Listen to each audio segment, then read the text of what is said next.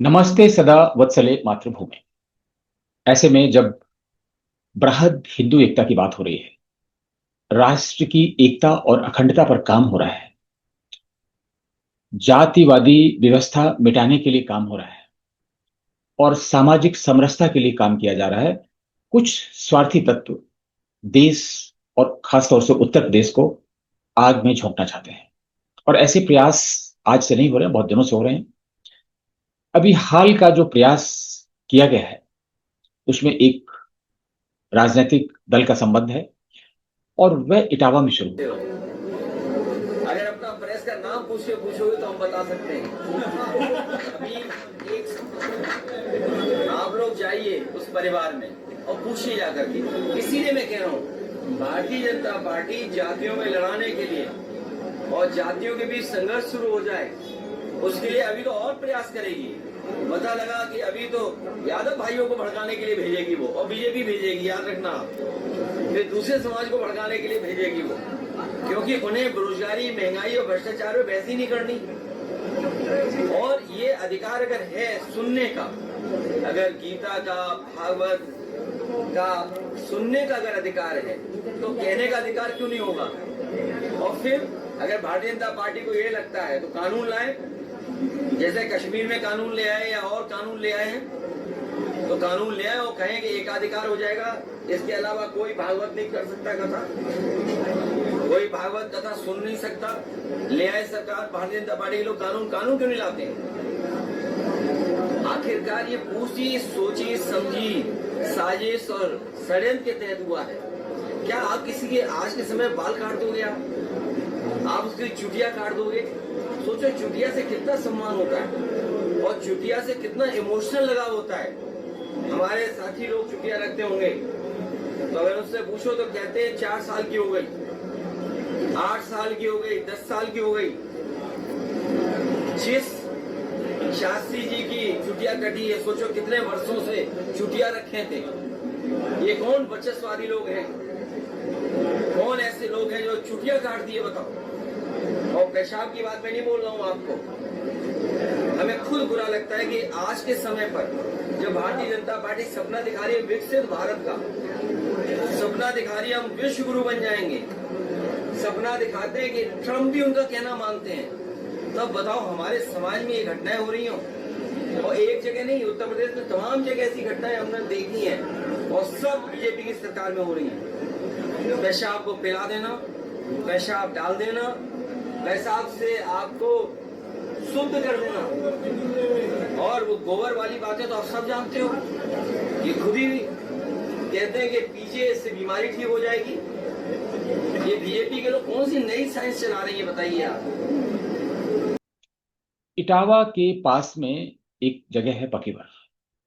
आप सबको ये घटना मालूम हो चुकी होगी। वहां पर एक ब्राह्मण बाहुल्य गांव है जिसमें भागवत कथा का आयोजन किया गया था और भागवत कथा के बीच में ही उपद्रव शुरू हो गए और आरोप लगे कि वो वर्चस्ववादी तत्व हैं, जो सवर्ण लोग हैं, उन्होंने जो पीडीए है, पीडीए पर आक्रमण किया और ये व्यवस्था नहीं चलने दी। बहुत सारे रिएक्शंस आए और समाजवादी पार्टी जो उत्तर प्रदेश की है उसने पूरा बवाल काटा गांव में, बकीवर में। पुलिस ने सहिष्णुता से काम लिया, शायद राज्य सरकार की मजबूरी भी है, अन्यथा ये जो जातवादी उभार है शायद और हो जाता।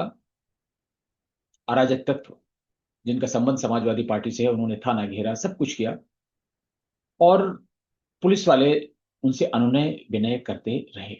जी ने बुलाया था भागवत, मैंने इन लोगों को भागवत मैंने नहीं, और ये महात्मा जी ने बुलाया था भागवत ये इन्होंने पूजा करवाई, तब भी इनका तरीका गलत था। और मुझे धीरे धीरे ये शक होने लगी, ये ब्राह्मण किस तरीके के हैं, इनका तरीका ही गलत है। और टच करना, फिर खाना पे बुलाया, फिर इन्होंने हाथ पकड़ा है, गलत।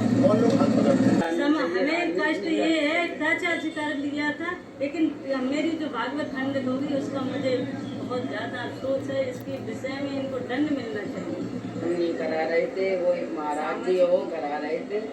सामाजिक थी, हमें परीक्षित के लिए चुना था। हाँ, वो हम पालन कर रही थी परीक्षित का। तो ये महाराज जी, तो हम बाहर बैठे थे, कमरा था, गर्मी ज़्यादा थी तो कूलर वूलर लगा दिया था। महाराज जी डिस्टर्ब नहीं पहनते हुए अभद्रता का व्यवहार ही करते रहे। हमसे क्या छिपाना है, हम तो महाराज हैं, हम तो यज्ञ कराते हैं, हमसे कुछ छिपा नहीं है। ऐसे से अभद्रता का इधर उधर छूना, इसलिए हमसे बाहर बोला जाता। अरे हम महाराज जी ये क्या है आपका? बोले ऐसा कुछ नहीं, हम तो महाराज हैं, हमसे आपकी गलत बात है। तो जब ज़्यादा बात बढ़ी तो ये हमसे बोले कि हमारे सपा मुखिया से डायरेक्ट हम घर से उठवा लेंगे अगर बदतमीजी करने की कोशिश की। हरिद्वार में रहती है, कोई भी जात का हो, साधु की और यज्ञाचार्य की क्या जात होती है, कोई भी हो। लग रहा है आपको साधु के बीच में किस तरह से ये लोग आए थे? ये लोग अभद्र थे। एक आधार कार्ड, हाँ जी आधार कार्ड है। अब ये वायरल हो रही है, इनने भी लड़की भी भगाई, इनके कृत्य पुराने हैं, लोग बता रहे हैं, हमें तो कुछ जानकारी। लेकिन ये सब कैसे हुआ, इसके पीछे की छिपी हुई कहानी, वास्तव में ये कहानी दो जातियों के बीच की कहानी नहीं, ब्राह्मण और पीडीए के बीच की कहानी नहीं। पीडीए के बारे में तो हम बाद में बात करेंगे ही।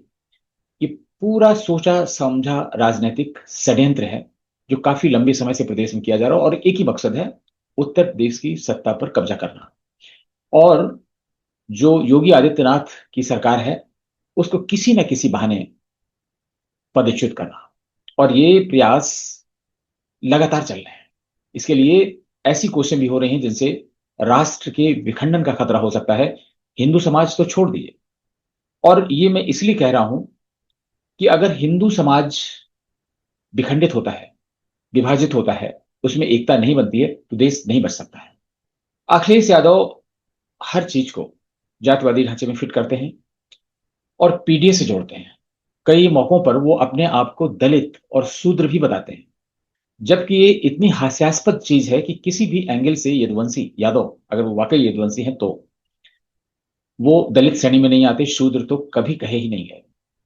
लेकिन वो क्या है कि वोट की राजनीति ऐसी है, बहन मायावती जी के वोट झटकने के लिए वो शूद्र भी बन जाते हैं, दलितों के मसीहा भी बन जाते हैं।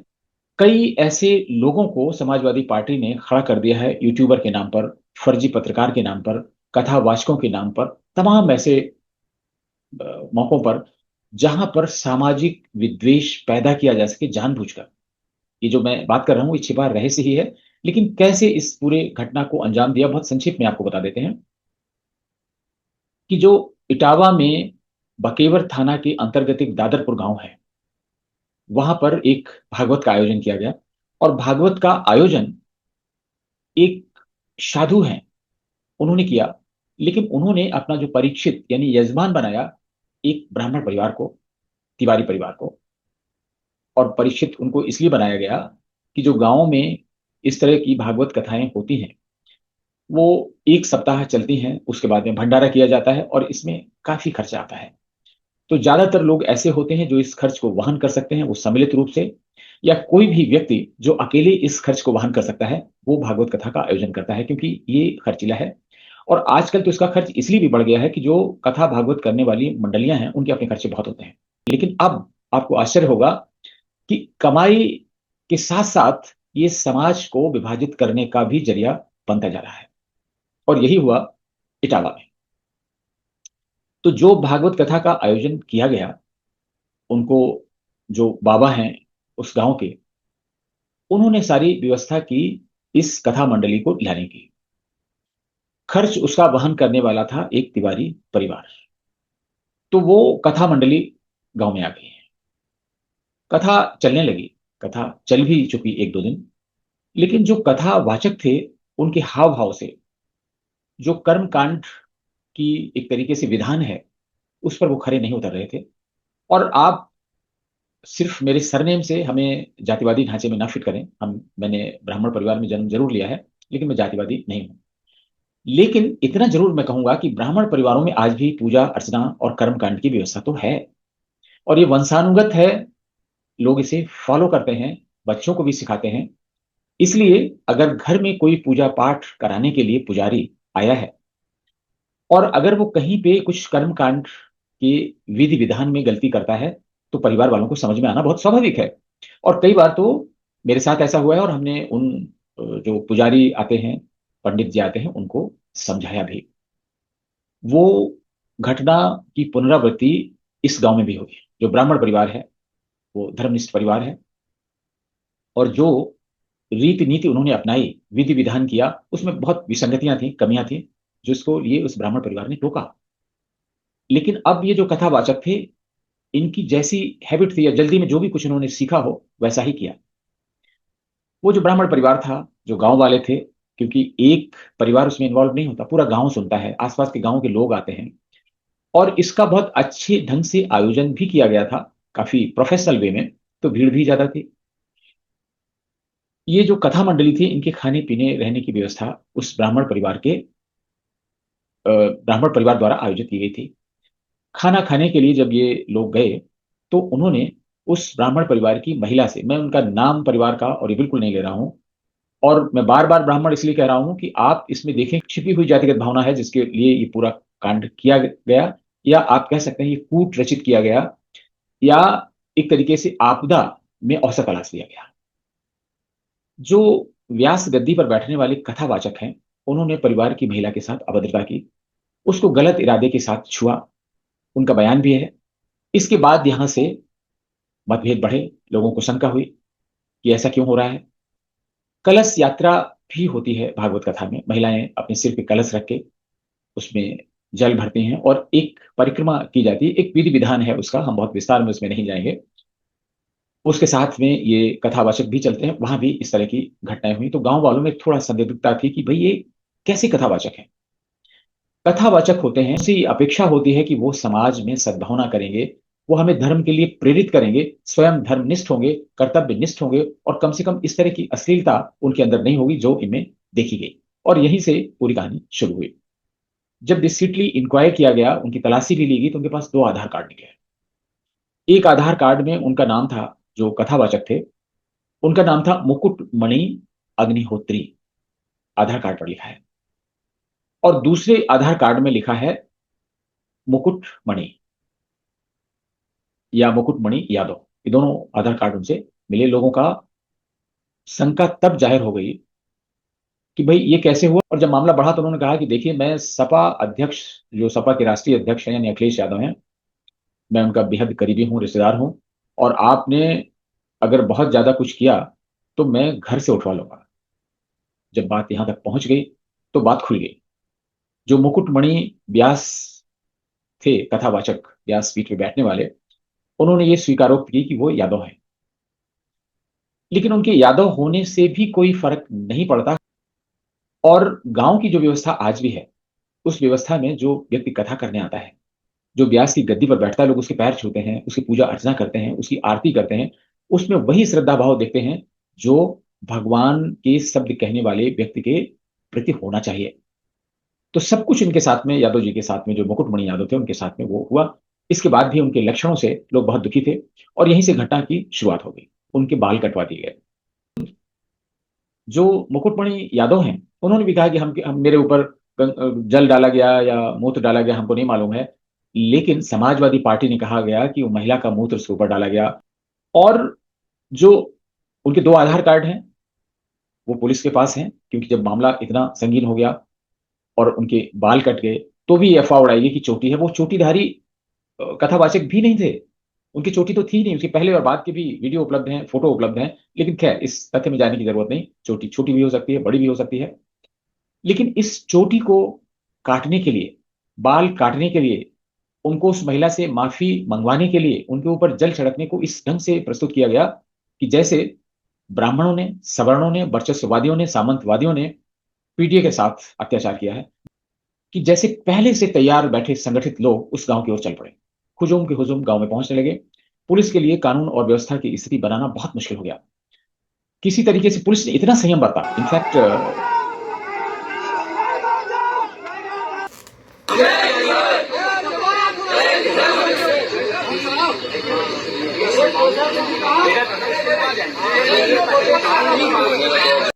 पुलिस ने बहुत संयम बरता इन लोगों से, जो कोई अहीर रेजिमेंट अपने आप को कहता है, कोई यादव सेना कहता है, वो कोई अखिलेश भैया सेना कहता है। बहुत सारे ऐसे स्वयंभू दल सामने आ गए और उस गांव में कूच कर गए। बकेवर जो थाना है उसको घेर लिया गया। बहुत उत्पात हुआ। और स्वाभाविक है कि जो उत्तर प्रदेश की योगी सरकार है, भारतीय जनता पार्टी की सरकार है, और भारतीय जनता पार्टी, आरएसएस कुछ भी कर रहे हो, लेकिन हिंदू एकता में कभी भी बाधक नहीं बन सकते। हिंदू एकता के लिए प्रयास करते रहते हैं। लेकिन इस तरीके से माहौल बनाया गया कि जैसे सरकार ही जो यादव हैं या जो पिछड़े लोग हैं या जो पीढ़ी हैं तथाकथित, उनके साथ में अन्याय करवा रही है जानबूझकर। आप सोचिए कि किस तरीके की बात है। तमाम पत्थरबाजी की गई पुलिस के ऊपर, फायरिंग भी हुई, हो हल्ला मचा, लोगों के साथ अ, गलत व्यवहार भी किया गया, बहुत सारी चीजें हुई। उसके बहुत विस्तार में नहीं जाना चाहता, सब कुछ आपको मालूम होगा। जो व्यासपीठ पर बैठे हुए कथित जो आचार्य जी थे, उनके बारे में जो पता चला कि वो पहले बौद्ध कथावाचक थे, बुद्ध की कथा सुनाते थे, और अचानक वो भगवत कथा सुनाने लगे। तो इस बात की भी जांच होनी चाहिए कि ऐसा क्या हुआ, किस योजना के तहत इन लोगों ने ऐसा किया, कैसे वहां पर आए, और ये कैसे इत्तेफाक हो सकता है कि उस कथावाचक में दोनों ही, जो मुकुटमणि त्रिपाठी, सॉरी, मुकुटमणि यादव, और उनका जो सहायक कथावाचक है संत सिंह यादव, दोनों यादव हो जाए। ये कैसे संयोग हो सकता है? और अगर संयोग हो भी जाए तो इस पर किसी ने ऐतराज नहीं किया। हमारा समाज है जिसमें वाल्मीकि, वेद व्यास जिनकी पूजा की जाती है, ऋषि याज्ञवल्क्य के, ऐसे तमाम ऋषि हैं जिनकी हर परिवार में पूजा की जाती है, अर्चना की जाती है, और उनके वंशज होने पर लोग गर्व करते हैं। तो लेकिन आज उसको नए ढंग से प्रस्तुत किया जाता है, मनुस्मृति को नए ढंग से प्रस्तुत किया जाता है। उनको तो बहना चाहिए था। तो जो पुलिस के पास ये लोग गए इतने मोब के साथ, तो जो आयोजक थे उनके साथ क्या हुआ, उस महिला के साथ क्या हुआ, वो तो पीछे छूट गया। पुलिस ने इनकी तहरीर पर एफआईआर दर्ज की, और 4 युवकों को, ब्राह्मण परिवार के युवकों को, या उस समाज के जो कथा सुन रहे थे, या जो इनके बाल काटने से लेकर अभद्रता में शामिल थे, उनको गिरफ्तार कर लिया गया। इसके बाद में राजनीति शुरू होनी थी। ब्राह्मण समाज के लोग भी इकट्ठा हुए, दूसरे सवर्ण जातियों के लोग भी इकट्ठा हुए, और पूरी तरीके से जैसा अखिलेश यादव चाहते थे, जैसा समाजवादी पार्टी चाहती थी, बिल्कुल वही हो गया। 2 ध्रुव में हो गए, एक तरफ सवर्ण ब्राह्मण और दूसरी तरफ पीडीए। घटना सबके संज्ञान में आ चुकी है, लेकिन यह घटना का आधा सच ही दिखाया गया है। और दुख इस बात का है कि प्रशासन ने पूरा सच जानने की कोशिश नहीं की। इतनी स्पीड में कार्रवाई, ऐसा लग रहा था जैसे 302 का मर्डर है, 307 का मुजरिम है वो। इस तरह की जो कार्रवाई होती है वो ब्राह्मण समाज के साथ कार्रवाई की गई, बिना पूरा सच जाने हुए। इसलिए ब्राह्मण समाज आक्रोशित है, और आज पूरा ब्राह्मण समाज इटावा का यहाँ एकत्रित हुआ है। तो इसकी संविधान परमिशन देता है, और न पूरा समाज परमिशन देता है कि आप अपनी जाति को छुपाएं। किसी भी साक्ष्य को छुपाना कानून अपराध में आ जाता है। अगर हमारे लोग ने आपकी चोटी काट दी या कुछ भी अभद्रता कर दी, तो अगर उन्होंने अपराध किया तो ये सबसे बड़ा अपराध है। शुरुआत आपने यहाँ से की, लेकिन आपकी मीडिया के माध्यम से इसका सच दूसरा है। दूसरा पहलू है जो मैं बताना चाहता हूँ, जो अब तक पुलिस प्रशासन ने जानने की जो उस आयोजक परिवार की है, उसकी तो तहरीर ले ली गई, लेकिन मुकदमा दायर नहीं हुआ, एफआईआर लॉन्च नहीं की गई। लोग बहुत दौड़े धूपे, और जो ब्राह्मण महासभा और जो दूसरे ब्राह्मण संगठन हैं, अंतर्राष्ट्रीय ब्राह्मण उत्कर्ष परिषद, सारे लोग पहुंचने लगे वहां पर। तो पुलिस ने एफआईआर दर्ज की है इन दोनों जो तथाकथित कथावाचक ब्राह्मण द्वय हैं उनके विरुद्ध में।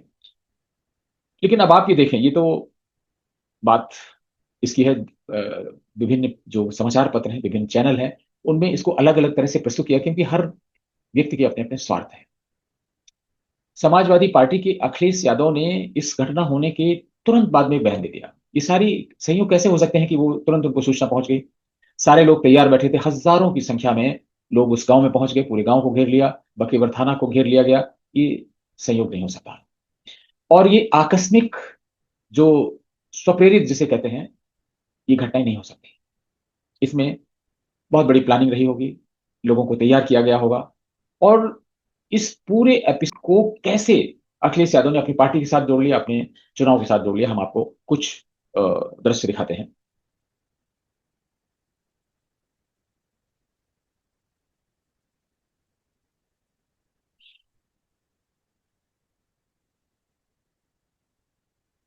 समाजवादी पार्टी ने सोशल मीडिया पर भी एक कैंपेन चलाया ब्राह्मणों के विरुद्ध और सवर्णों के विरुद्ध, और उनको वर्चस्ववादी, सामंतवादी, मनुवादी सब कुछ कहा गया। और आपको ये भी बता दें, मैं ये इसलिए नहीं कह रहा हूं कि मैं स्वयं ब्राह्मण हूं, ब्राह्मणों के विरुद्ध एक अभियान लंबे अरसे से चलाया जा रहा है। अगर आप ट्विटर पर देखें, एक्स जिसे आजकल कहते हैं, किसी भी सोशल मीडिया पर देखें, उनके खिलाफ अभियान चलता है। और ये जो जल छिड़कने वाली घटना है, इसको महिला के मूत्र के रूप में प्रस्तुत किया गया और तमाम तरह की जो चीजें की गई उसके विस्तार में भी हम नहीं जाना चाहते हैं। लेकिन जो ब्राह्मण के संगठन है ब्राह्मणों के, उन लोगों ने भी बहुत संयम बरता कि ये कहीं जातिवादी रूप ना ले ले। और कई ब्राह्मणवादी संगठनों ने कहा कि रियली हमें बहुत दुख है ये हुआ, और उन्होंने बिना जाने समझे अपराध बोध से भी बहुत सारा कुछ कहा, एक तरीके से माफी भी मांगी इन लोगों से। लेकिन इन्हें इनका खेल नहीं था। उन्होंने राजनीति से इस ढंग से जोड़ा कि उसको पीडीए से जोड़ दिया। अखिलेश यादव ने तो कहा कि भाई मेरे जो आगरा के सांसद थे रामजी लाल सुमन, उनके साथ क्या किया गया। ये सारी चीजें, ये सारी घटनाओं को जोड़ रहे हैं। ऐसी घटनाएं और होंगी 2027 के चुनाव में। अभी समय भले ही हो, पूरा ताना बाना बिन लिया गया है। अब इस समय जो दादरपुर गांव है, वो आपने फिल्म देखी होगी, पीपली लाइव बन गया है। जाने कितने कितने लोग पहुंच रहे हैं, किस किस के इंटरव्यू ले रहे हैं, कहां पे क्या हो रहा है, लेकिन सच्चाइयां उसी गांव में छिपी हुई हैं, इसलिए जाना भी स्वाभाविक है।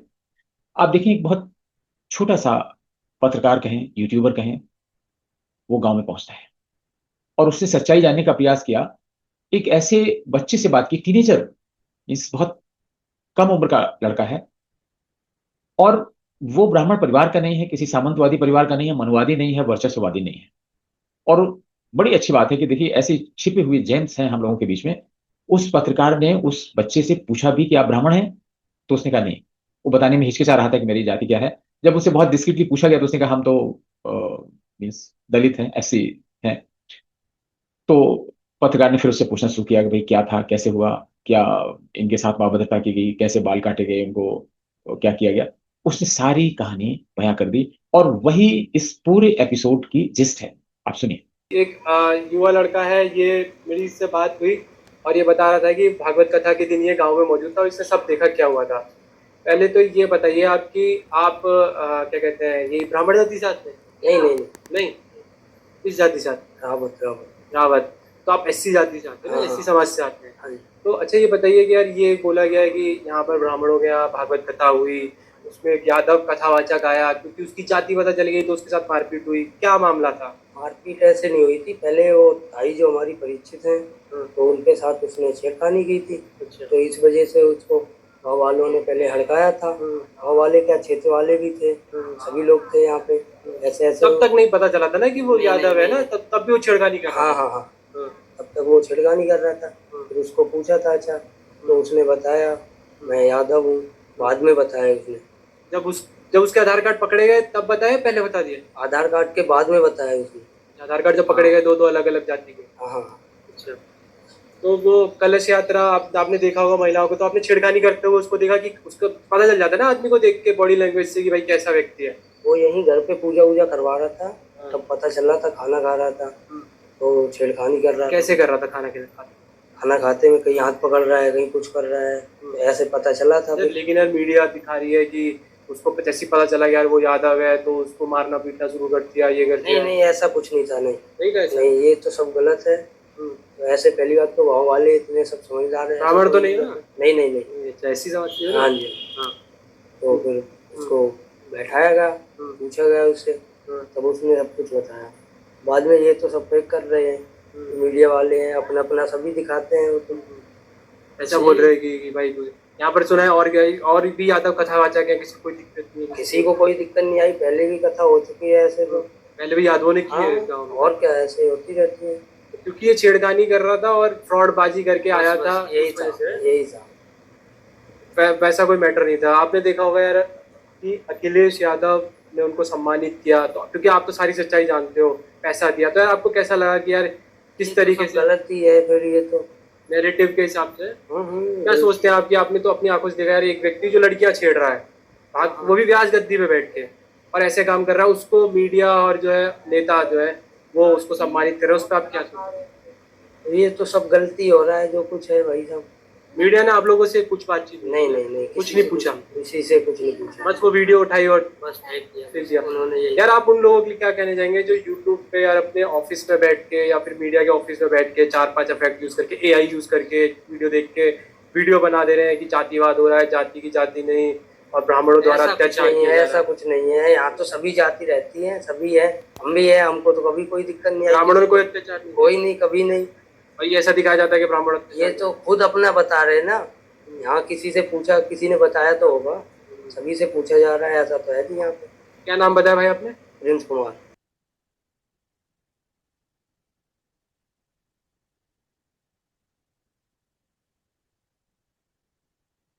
और क्योंकि मामला राजनीतिक बनाना था तो आप देखें इमीडिएटली बैनर बना लिए गए। उसमें एक बैनर अभी हम आपको दिखा रहे हैं, आप देखिए, पोस्टर बना लिए गए और सोशल मीडिया पर ये पोस्टर जा रहे हैं।